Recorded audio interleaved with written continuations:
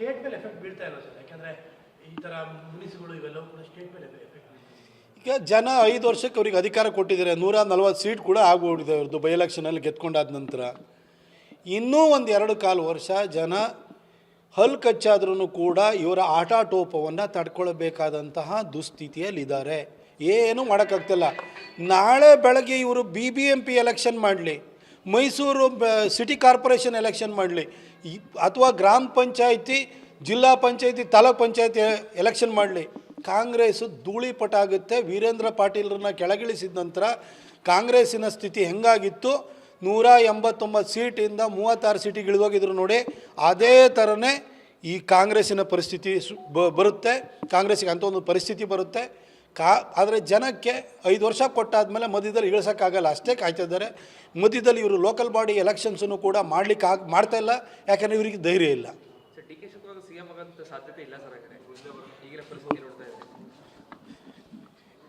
ಯತೀಂದ್ರವರು ಇವತ್ತು ಸಿದ್ದರಾಮಯ್ಯನವರೇ 5 ವರ್ಷ ಮುಖ್ಯಮಂತ್ರಿ, ಹೈಕಮಾಂಡ್ ಏನು ಹೇಳಿಲ್ಲ ಅಂದರೆ ನೀವೇ ಮುಂದುವರಿರಿ ಅಂತ ಹೇಳ್ತಾ ಇದ್ದಾರೆ. ಅಂದರೆ ಯತೀಂದ್ರ ಬಾಯಲ್ಲಿ ಬರೋದು ಏನು, ಯಾರ ಮಾತುಗಳಾಗಿರ್ತವೆ? ಅವರ ತಂದೆ ಮುಖ್ಯಮಂತ್ರಿ ಸಿದ್ದರಾಮಯ್ಯನವರ ಅಂತರಾಳದ ಮಾತುಗಳೇ ಆಗಿರ್ತವೆ. ಅದು ಜನ ಅರ್ಥ ಮಾಡ್ಕೊಳ್ಳೋಂಥ ಸಂಗತಿ. ಅವ್ರಿಗೆ ಸೀಟ್ ಬಿಟ್ಕೊಳ್ಳೋಕ್ಕೆ ಯಾವುದೇ ಕಾರಣಕ್ಕೂ ಅವರು ತಯಾರಿಲ್ಲ. ಸಿದ್ದರಾಮಯ್ಯ ಏನು ಮಾತಾಡಬೇಕು ಅದನ್ನು ಯತೀಂದ್ರ ಅವರ ಮುಖಾಂತರವಾಗಿ ಮಾತಾಡಿಸ್ತಾ ಇದ್ದಾರೆ. ಅವರು ಬಿಟ್ಕೊಡುವಂತಹ ಯಾವ ಲಕ್ಷಣವನ್ನು ಕೂಡ ತೋರ್ತಾ ಇಲ್ಲ. ಸರ್, ಇದು ಸ್ಟೇಟ್ ಮೇಲೆ ಎಫೆಕ್ಟ್ ಬೀಳ್ತಾ ಇಲ್ಲ ಸರ್, ಯಾಕಂದರೆ ಈ ಥರ ಮುನಿಸುಗಳು ಇವೆಲ್ಲವೂ ಕೂಡ ಸ್ಟೇಟ್ ಮೇಲೆ ಎಫೆಕ್ಟ್ ಬೀಳ್ತಾ. ಈಗ ಜನ 5 ವರ್ಷಕ್ಕೆ ಅವ್ರಿಗೆ ಅಧಿಕಾರ ಕೊಟ್ಟಿದ್ದಾರೆ. 140 ಸೀಟ್ ಕೂಡ ಆಗ್ಬಿಟ್ಟಿದೆ ಅವ್ರದ್ದು ಬೈ ಎಲೆಕ್ಷನಲ್ಲಿ ಗೆದ್ಕೊಂಡಾದ ನಂತರ. ಇನ್ನೂ 1-2 ವರ್ಷ ಜನ ಹಲ್ಲು ಕಚ್ಚಾದ್ರೂ ಕೂಡ ಇವರ ಆಟಾಟೋಪವನ್ನು ತಡ್ಕೊಳ್ಬೇಕಾದಂತಹ ದುಸ್ಥಿತಿಯಲ್ಲಿದ್ದಾರೆ. ಏನೂ ಮಾಡೋಕ್ಕಾಗ್ತಿಲ್ಲ. ನಾಳೆ ಬೆಳಗ್ಗೆ ಇವರು BBMP ಎಲೆಕ್ಷನ್ ಮಾಡಲಿ, ಮೈಸೂರು ಸಿಟಿ ಕಾರ್ಪೊರೇಷನ್ ಎಲೆಕ್ಷನ್ ಮಾಡಲಿ, ಅಥವಾ ಗ್ರಾಮ ಪಂಚಾಯಿತಿ, ಜಿಲ್ಲಾ ಪಂಚಾಯಿತಿ, ತಾಲೂಕ್ ಪಂಚಾಯಿತಿ ಎಲೆಕ್ಷನ್ ಮಾಡಲಿ, ಕಾಂಗ್ರೆಸ್ಸು ಧೂಳಿಪಟ ಆಗುತ್ತೆ. ವೀರೇಂದ್ರ ಪಾಟೀಲ್ರನ್ನ ಕೆಳಗಿಳಿಸಿದ ನಂತರ ಕಾಂಗ್ರೆಸ್ಸಿನ ಸ್ಥಿತಿ ಹೆಂಗಾಗಿತ್ತು, 189 ಸೀಟಿಂದ 36 ಸೀಟಿಗೆ ಇಳಿದೋಗಿದ್ರು ನೋಡಿ, ಅದೇ ಥರನೇ ಈ ಕಾಂಗ್ರೆಸ್ಸಿನ ಪರಿಸ್ಥಿತಿ ಬರುತ್ತೆ. ಕಾಂಗ್ರೆಸ್ಸಿಗೆ ಅಂಥ ಒಂದು ಪರಿಸ್ಥಿತಿ ಬರುತ್ತೆ.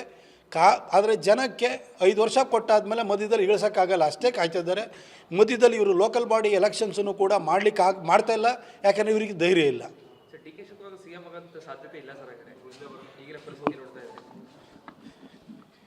ಯತೀಂದ್ರವರು ಇವತ್ತು ಸಿದ್ದರಾಮಯ್ಯನವರೇ 5 ವರ್ಷ ಮುಖ್ಯಮಂತ್ರಿ, ಹೈಕಮಾಂಡ್ ಏನು ಹೇಳಿಲ್ಲ ಅಂದರೆ ನೀವೇ ಮುಂದುವರಿರಿ ಅಂತ ಹೇಳ್ತಾ ಇದ್ದಾರೆ. ಅಂದರೆ ಯತೀಂದ್ರ ಬಾಯಲ್ಲಿ ಬರೋದು ಏನು, ಯಾರ ಮಾತುಗಳಾಗಿರ್ತವೆ?